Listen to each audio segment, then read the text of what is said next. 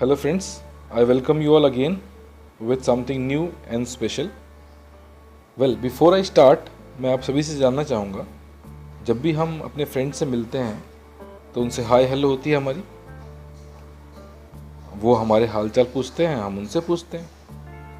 और नॉर्मली तो ऐसा होता ही है, एक दूसरे के बारे में जानना अच्छी बात होती है। वेल, जब आप अपने दोस्तों से मिलते हैं तो क्या उन्हें विश करते हैं आप? क्या वो आपको विश करते हैं? जी, अगर आपके ट्रेंड में नहीं है ये और ना करते हो तो एक काम कीजिएगा, just for the sake of learning English आप कोशिश कीजिएगा उनसे बातचीत करने की।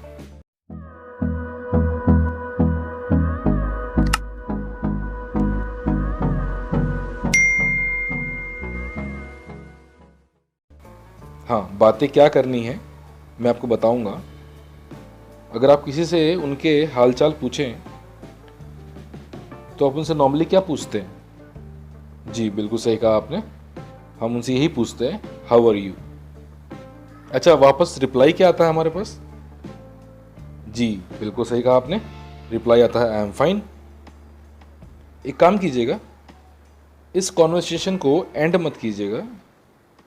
आप एक क्वेश्चन और उनसे पूछ लीजिएगा, आई am fine, thank you and you. ये एक अच्छी बात होती है, जब कोई व्यक्ति आपसे पूछे आपके हालचाल तो आपको भी उनके बारे में पूछना चाहिए। तो वेल, आज से एक काम कीजिएगा, जब भी किसी से मिलें तो उनसे पूछिएगा। क्या पूछिएगा? यस जी, हाउ आर यू। तो वापस रिप्लाई आएगा, I am fine, thank you and you. तो आप भी रिप्लाई करेंगे तो क्या रिप्लाई करेंगे? आपको यही रिप्लाई करना है, thank you, I am fine too. फिर भी आपका मन करे कुछ बोलने का तो आप बोल सकते हैं, इट साउंड्स ग्रेट। जी, कभी भी आपको ऐसा लगे कुछ अच्छा सुनने को मिला, या कभी भी आपको ऐसा लगे कि किसी बात को सुनकर आपको बहुत खुशी हुई, तो आप बोल सकते हैं, इट साउंड्स गुड। और अच्छा बोलना हो तो हम बोल सकते हैं, इट साउंड्स ग्रेट। यूजुअली जो पूछने का तरीका होता है वो यही होता है, हाउ आर यू। इसके अलावा और भी तरीके हैं। किसी से पूछना हो उसकी लाइफ के बारे में तो हम ऐसे पूछते हैं, how is your life going on. जी, एक बार रिपीट कीजिएगा इसको। जी बिल्कुल, how is your life going on. वैसे अगर आपसे कोई पूछे how is your life going on, तो ज़्यादातर हमारे आंसर्स क्या होते हैं? ज़्यादातर आंसर्स आपको मोस्टली नेगेटिव मिलेंगे।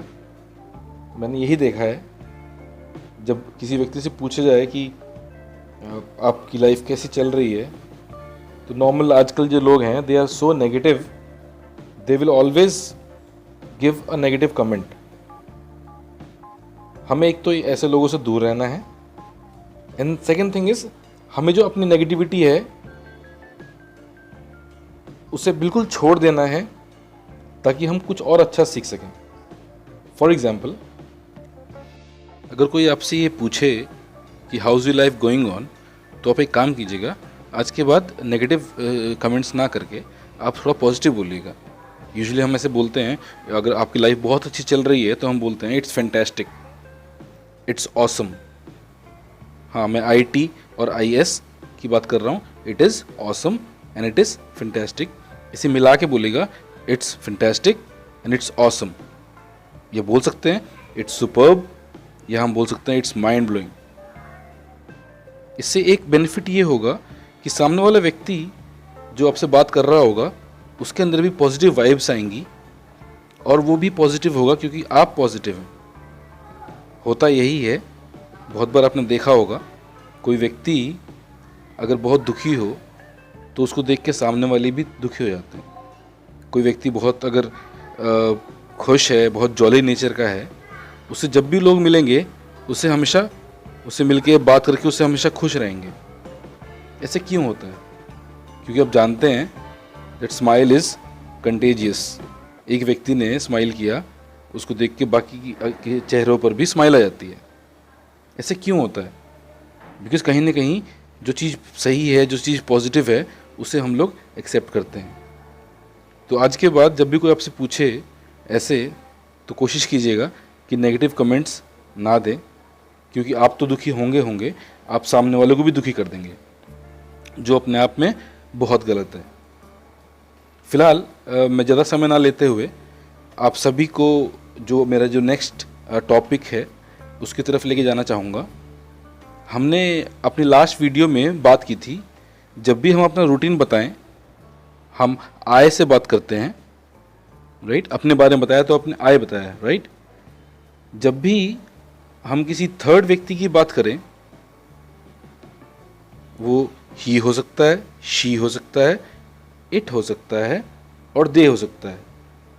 जितने हमारे वर्ब थे उसके अंदर जब हम अपनी बात कर रहे थे आय से, उसमें कोई चेंजेस नहीं थे। लेकिन जब भी हम किसी तीसरे व्यक्ति की बात करेंगे, थर्ड पर्सन की बात करेंगे, तो हम उसमें कुछ चेंजेस शो करेंगे। वो क्या है मैं आपको बता देता हूँ। सपोज़ आप मेरे से बात कर रहे हैं और हम बात कर रहे हैं किसी तीसरे व्यक्ति की। फॉर एग्जाम्पल, मैं अपने लिए आई हूँ, आप मेरे लिए यू हैं, और जिसके बारे में हम बात कर रहे हैं वो तीसरा व्यक्ति, वो हमारे लिए ही हो सकता है, शी हो सकता है, इट हो सकता है या दे भी हो सकते हैं। हिंदी में तो कोई चेंज नहीं आता। मैं जाता हूँ, वो जाता है, मैं खाता हूँ, वो खाता है, मैं मिलता हूँ, वो मिलता है, राइट। लेकिन इंग्लिश में एक चेंज आता है।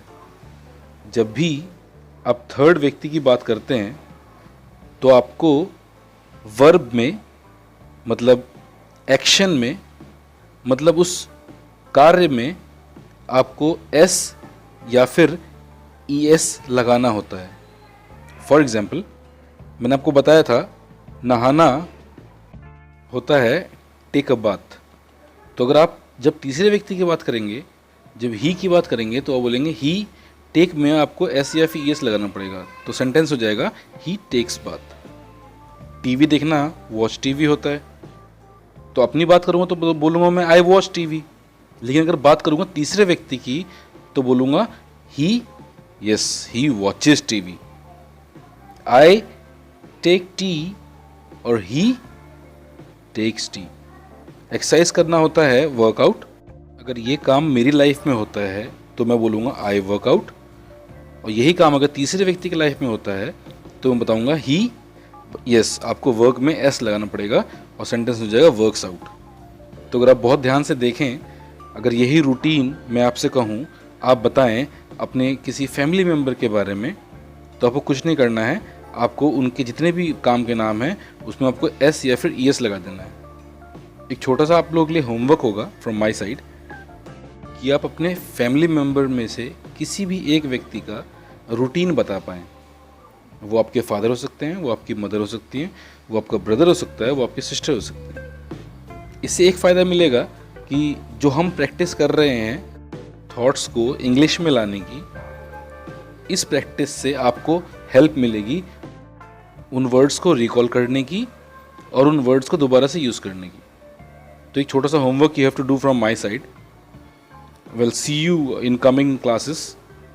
This was all from my side. Don't be negative. Work hard. You will achieve what you want. Thank you.